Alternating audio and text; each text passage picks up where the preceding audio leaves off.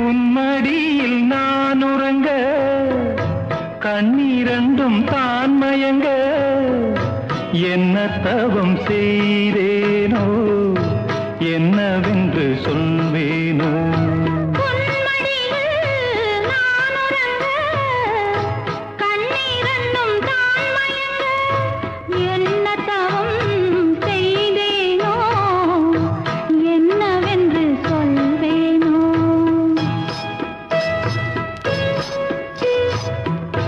ஏழ் பிறப்பும் இணைந்திருக்கும்